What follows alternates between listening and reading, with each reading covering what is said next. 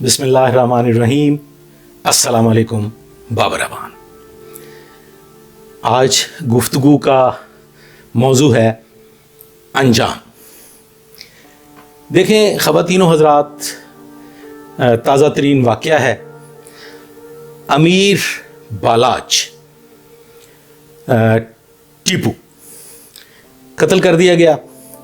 बालाज एक शादी की तकरीब में शिरकत के लिए नवाब टाउन के इलाका में, लाहौर का ये एक इलाका है, वहाँ गए हुए थे। वहाँ पे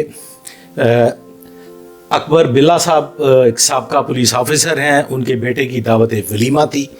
वहाँ वो शिरकत के लिए गए और गोलियों का निशाना बन गए। अमीर बालाज के कत्ल की FIR मकतूल के भाई अमीर मसहब की मदय्यत में दर्ज हुई।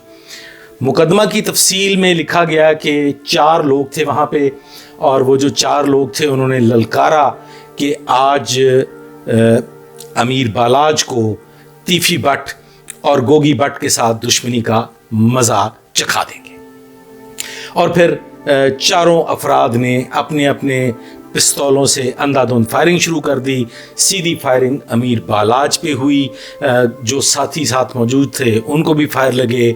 फायरिंग के दौरान हमलावर भी एक मौका पे मारा गया और अमीर बालाज जख्मों की ताब ना लाते हुए जाँ बहक हो गया। वजह अनाद ये लिखी गई है कि तीफी भट्ट और गोगी भट्ट से ख़ानदानी 30-35 साल पुरानी ख़ानदानी दुश्मनी थी, और इस दुश्मनी के नतीजे में अमीर बालाज, जो कि शाह आलमी के इलाका के रहने वाले थे और ट्रक्का वाला के लक़ब से मशहूर थे, मकतूल के ख़ानदान को टीपू ट्रक्का वाला के नाम से और बिल्ला ट्रक्का वाला के नाम से जाना जाता था, और ये उनकी एक शनाख्त थी।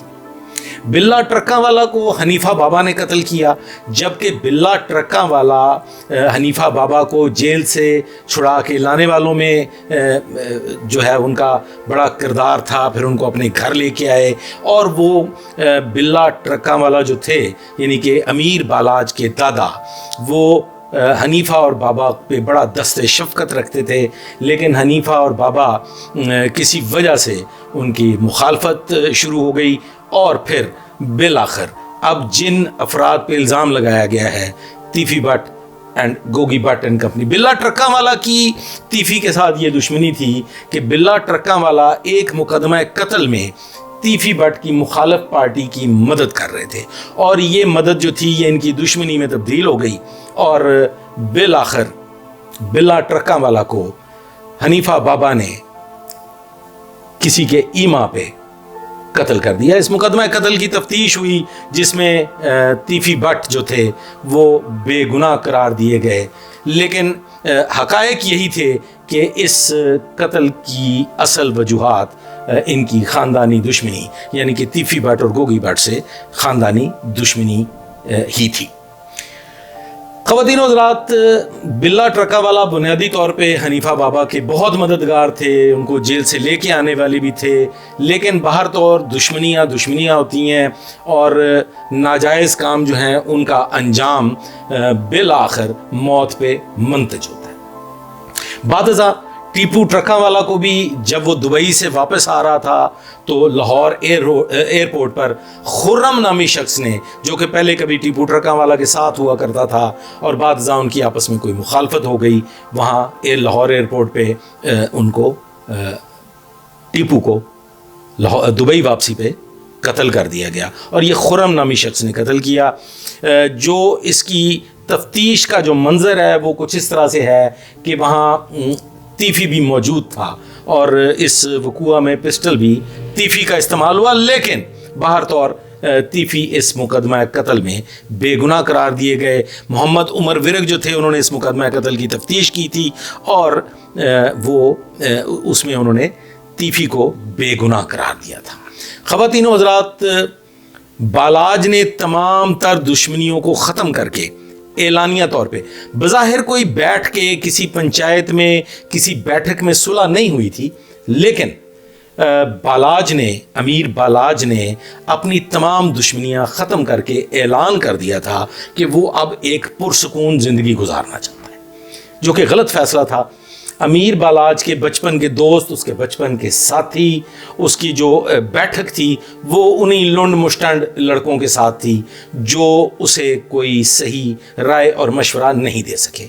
मैं एक शख्सियत को जानता हूँ, वो मलक साहब बहुत मशहूर आदमी हैं और किसी ज़माने में उनका भी गैंग्स कि ये जो अफराद थे इनके साथ अच्छी दोस्तियां थीं, लेकिन वो एक शरीफ आदमी। उन्होंने बालाज को बाकायदा हदायत की, एक पैगाम भिजवाया कि अमीर बालाज, आपका यूं सरेआम खुलेआम फिरना जायज़ नहीं है, क्योंकि आपका दुश्मन बहुत जालिम है, बहुत सफ़ाक है।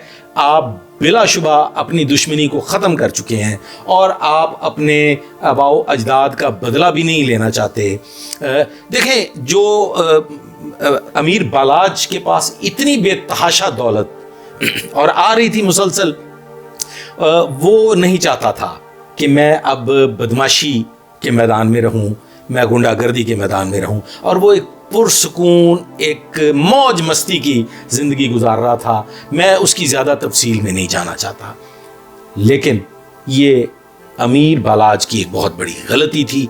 अमीर बालाज को चौकन्ना रहने की ज़रूरत थी। अमीर बालाज को अपनी ख़ानदानी दुश्मनी को पसे पुश्त नहीं डालना चाहिए था, क्योंकि मेरा बहैसियत पुलिस ऑफिसर ये तजर्बा है कि दुश्मनी कभी ख़त्म नहीं होती। दुश्मनी अगर एक दफ़ा जन्म ले ले तो फिर वो नस्लें ख़त्म करने के बाद भी बिलाखिर जिंदा रहती है और वो सुलगती रहती है, और वो एक दिन एक भयानक आग की शक्ल ज़रूर इख्तियार करती है। ख़वातीन हज़रात, अमीर बालाज इंतहाई शरीफ बच्चा था, बिल्कुल उसका बदमाशी से कोई ताल्लुक़ नहीं था और वो बदमाशी करना भी नहीं चाहता था। उसका ये जो सफ़ाकाना कत्ल है ये यकीनन ज़्यादती हुई है, ऐसा नहीं होना चाहिए था, और उसे साबका पुलिस अफसर अकबर बिला साहब की बेटे की शादी में यूं खुलेआम नहीं जाना चाहिए था। उन्हें अपनी हिफाजत ज़रूर करनी चाहिए थी। लेकिन ख़वातीन हज़रात, अमीर बालाज के कत्ल के बाद ये ख़ानदान अब तकरीबन ख़त्म हो चुका है और ये एक बहुत तवील दास्तान है।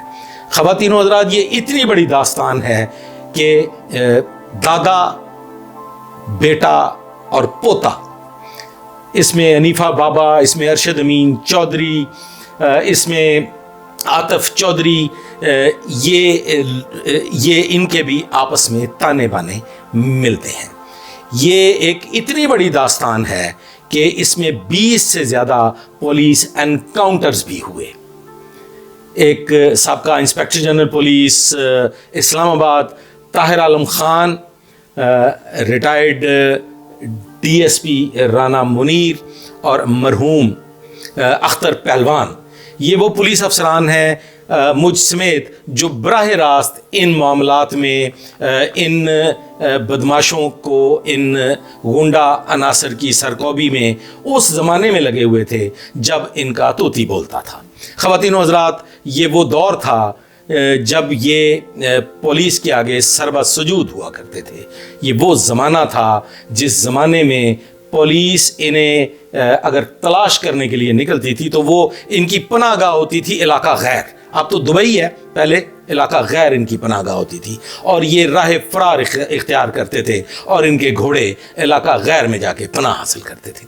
तो ख़वातीन व हज़रात, इस दास्तान के लिए ये एक तवील दास्तान जो 40-42 साल पे मुहित दास्तान है, इस दास्तान को मुकम्मल तौर पे बयान करने के लिए इस दास्तान में इतने वाक़यात हैं जो किसी के वहमो गुमान में भी मौजूद नहीं है, जो किसी के जहन में भी मौजूद नहीं है और जो शायद आप लोगों ने पहले सुने भी ना होंगे।